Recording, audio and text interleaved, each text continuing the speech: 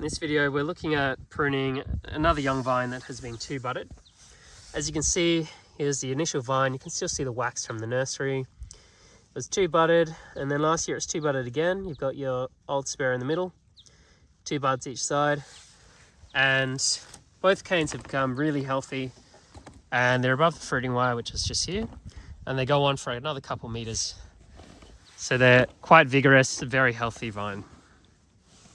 Now this year we want to four bud it, and I'm just going to demonstrate a technique that the Italian pruners use to get your bud orientation correct.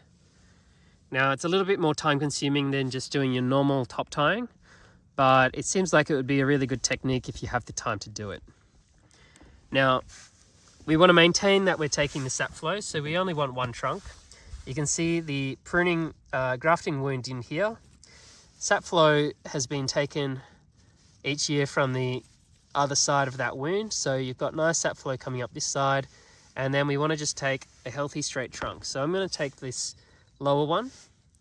Bud orientation is pretty good, internode spacing is pretty good, and then I'm going to do a safe crown cut to remove the other one and any dried wood, and then I will demonstrate the technique.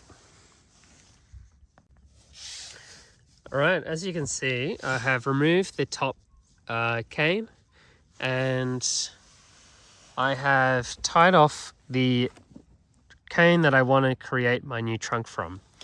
Now, the idea with this technique is that when you're wrapping it down, you can kind of form a rigid trunk and set the direction that your buds are pushing. So if I come back a bit, you see you've got your buds, you've got your young vine here, and we've got these two buds right here, and then the top wire.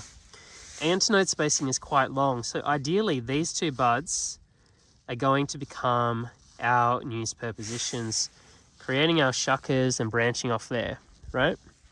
So by twisting it along the top here, it sets the direction of your buds. You're able to angle which direction you want your buds to poke. And it's also made the trunk really rigid, so it can't blow around and potentially get buds knocked off.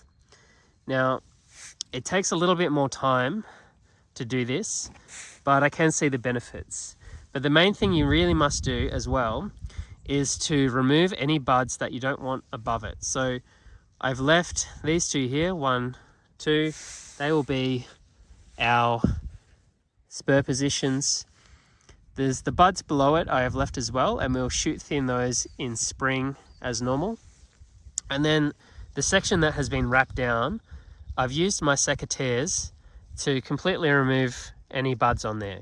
If any buds on there do shoot, they're going to be taking energy away from our spur position. So that is definitely not what we want. So you really need to make sure that you're taking off any buds that you're training down. So you're just leaving the ones that are going to set your structure. And there you go. You can see bud orientation is pointing one to the left, one to the right. It's a good technique, a little bit longer than simply top tying, but it does seem like you're going to get better structure in that initial first year or two.